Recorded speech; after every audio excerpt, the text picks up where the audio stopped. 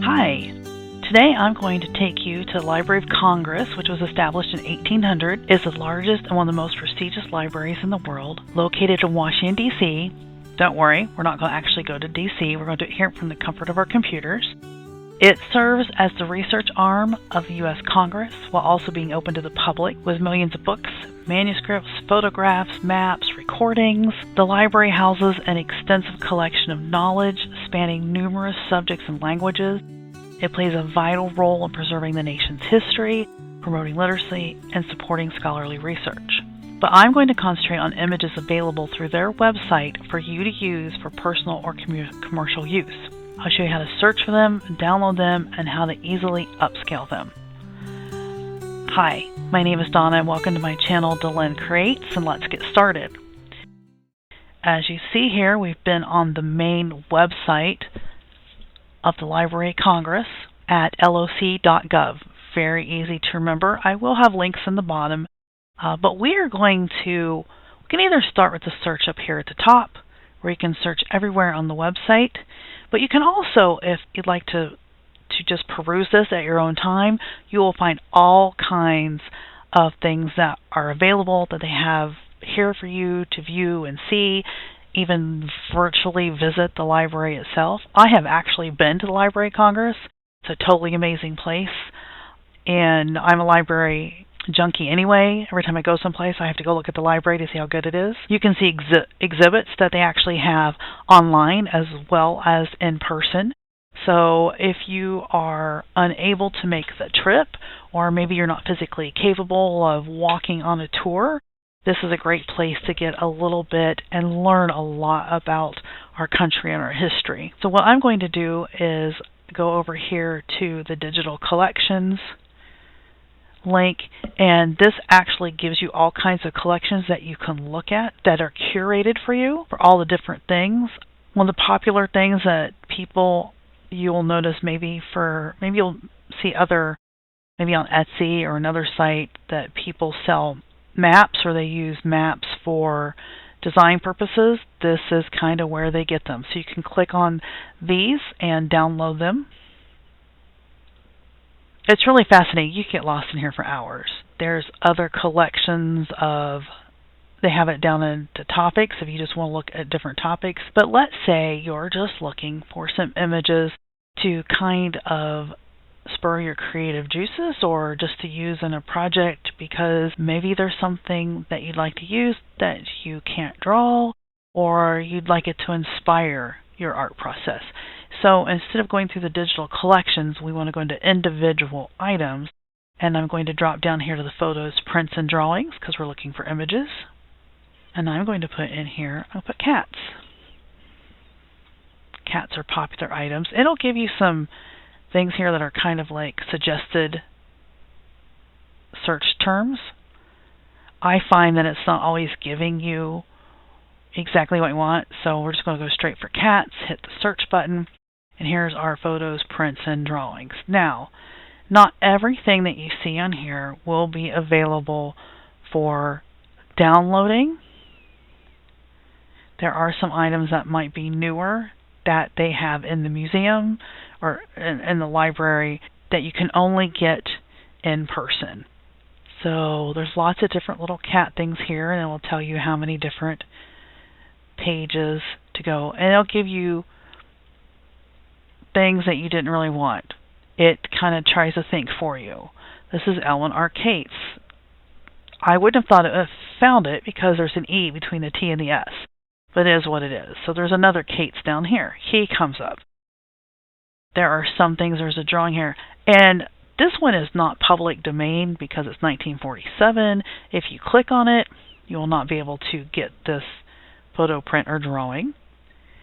It's only available at the Library of Congress. So you would have to go into the library to get this particular drawing or to see it. But if we go back, and let's go back to, this is one that I've already downloaded, but I want to show you how you would do it. You click on it. It gives you the year. It was somewhere between 1890 and 1900 when this was published. It's saying over here the actual date is 1890.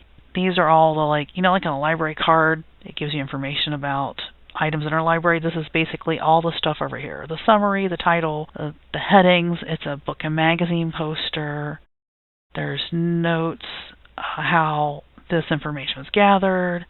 It's a 30 by 24 centimeter. However, you will not be able to download it in that size, is what I have found out. But you view the enlarged image, so you can see it this way. To get as large as possible, the largest one you get is a TIFF. It's 55.8 megabytes. If you want to do TIFFs, you can. If you just want to do a JPEG, because a TIFF will automatically download. That will be larger. Depends on how you want to do it. So TIFF is going to be the largest possible image, and you can open this with image software like Photoshop or other graphic design software. But if you feel most comfortable with doing JPEG, you can do this. From here, you'll just have to right-click and do a Save Image As. And I've already got it in my public domain folder that I've created here, so I'm not going to save it again, but you just hit Save. You're going to hit Cancel, and now it's available over there. Now, if we go to Photoshop, and I'm going to bring Photoshop over here, bring Photoshop into my window here. You see I've already had it in here, but I'd go to Open, and I'd go to my public domain folder I had earlier, open it up, image size, I'm going to go up to image, find out what the image size is, and you'll see that this is only, I put it in inches, it's only basically 2 by 2.5 inches. It is a resolution of 400. That's really good. You want at least 300 resolution DPI. So this one we can change the size in here fairly easy. So if we want to make it 8 by 10 to 8, and see it's the ratio on this is an 8 by 10. And we go down and you'll see here it's still a fairly good image. It might be just a little bit blurry. So if you want to use it smaller, say like in a journal, or print it on some fabric, you could do that. Then I would make it a smaller item. You may not want it to be with these. You can use different software, including Photoshop, Affinity, Photo Designer. There's some free software that you can use online to kind of make these. I think Photopea has tools that you can clean up the images. Especially if you're wanting to sell it and make it more of a crisp looking thing, feel free to do that. We take this down to 30% so we can see what it looks like here. One thing you do, you see there's like some, probably when they scanned this in, it had some damage to this poster, and there's a stamp that probably was put on here when they possibly the original had it, or they stamped it when it went into the library to show that the library owns this particular copy. So there's lots of things that you can do with the picture. I'm actually going to make another video to show you how to take this and put it into an AI program and use this as the base to make a new image that you can use that will not be this, but this will be the inspiration behind it. And of course, if you are an artist that is way better than I am, you can go ahead and use this as your inspiration to create a new drawing. So say you like this cat, it's really cute, but this little color tag, ID tag on here, it says 5 cents. I'm sure this is what it was telling people what this magazine sold for. So we're going to go ahead and put that back. So that's how you would just, remember, you just do a right click, save image as, and put it in a folder on your computer. And you can rename it at that point as well. See, I did rename it as Black Cat Poster. And these are some other images I have found on the Library of Congress's website. And I put my little folder that I might do some items with. So let's go ahead and cancel this. So let's go back to, and I think we just go up to the top. You don't have to go all the way back to the beginning. We want photos, prints, and drawings. Trees. I want some trees to use as a vintage backdrop for something. And there are all kinds of trees in here that are very interesting. Go to here really quick. So here's the one I found earlier. This was on my thumbnail, if you noticed. So I like this one. I've used the enlarged image. There's all kinds of things you can do with some of these images. So I want to get as large a JPEG as possible, or I could possibly do the TIFF if I want to do that, whichever you are more comfortable with. And I go and I right click and I can save image as. Again, I already have it on here, tree.jpg. So I'm going to cancel.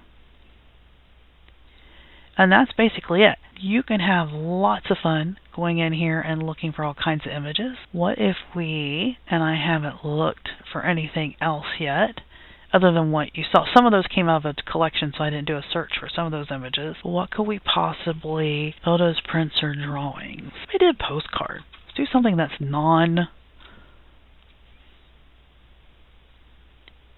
looks like a lot of these are not going to be available. That's what all these groups of images are. Postcard's probably a very generic term.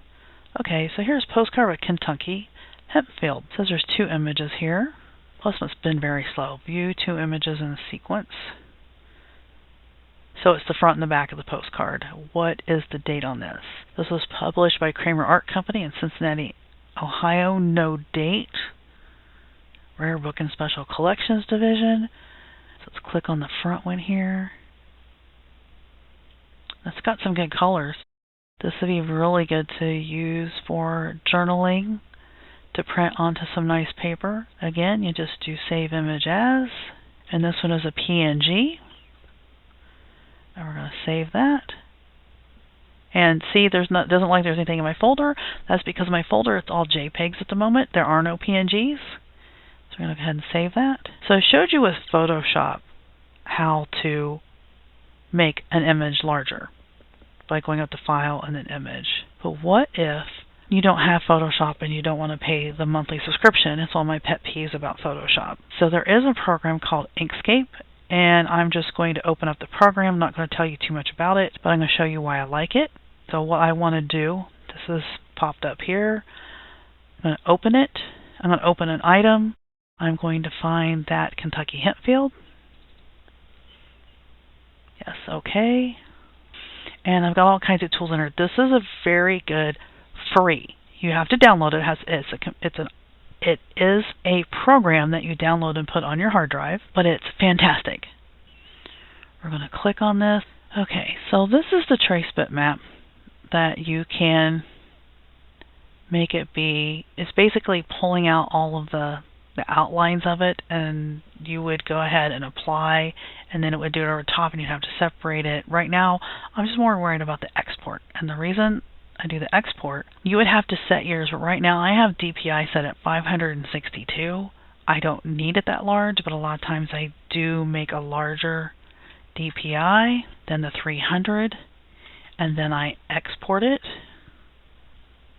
Okay, so what we're going to do is to export, and here it's going to go to, it says PNG, it's exporting portal. You have to make sure you have it selected, and you have to have a selection up here.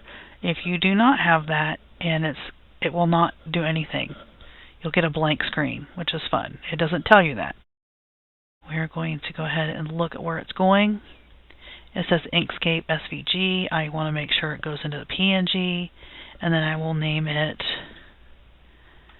Kentucky Hempfield, and then I just usually number things so that I can know which one comes after the one I already have there. And it's exporting out, and that's it. Now I'm going to minimize this, and I'm going to go back to my Photoshop because that's what I have right now, and I'm going to open and let's see the difference. Here's Kentucky Hempfield regular PNG. We're going to go to image size. The resolution's only 72. So that's a problem. You always want to have as best resolution as you can, a minimum of 300. I cancel that. And then I'm going to open up the other one I saved at the higher resolution. And we're going to go to image size to see the difference. and now it is 400 resolution. So this is going to look better printed. I also need to crop this one. I'd probably crop it all the way to the edges of here if I want the whole postcard.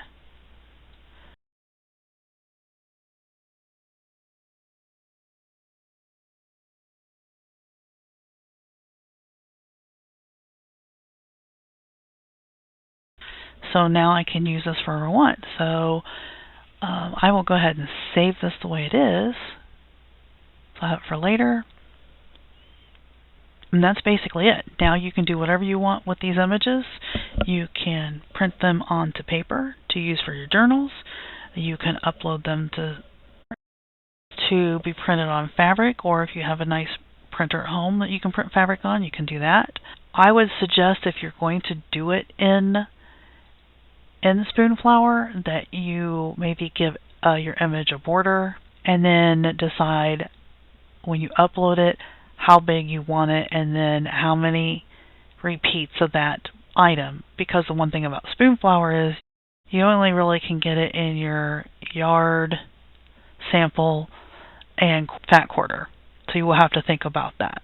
But that's basically it. So in the next video, I'm actually going to concentrate on the black cat, and then we're going to take it over into a AI program called Night Cafe. So if you're interested in learning about Night Cafe or how you can use AI to make designs for yourself or to even to sell, though there are some caveats with AI that you may or may not have heard about, because I do have a print that I really, really like, and I've been working on a video for that, but there's some more things I want to do with it because I did find some issues with the print, and I'm trying to decide if I want to keep it as is or if I want to do something else with it. So that's what I wanted to do first before I did this. But we'll eventually get to that. So if you want to make sure you catch the next video on taking an image from the public domain and playing around with some AI to see what you get, why don't you just go ahead and hit that subscribe button, and then and maybe the notification bell, and then you'll get some notification when that comes out. Hopefully I'll do that sooner than later, and maybe you'll be watching both of these at the same time. So I look forward to showing that to you. Have fun experimenting at the Library of Congress and seeing what you can find.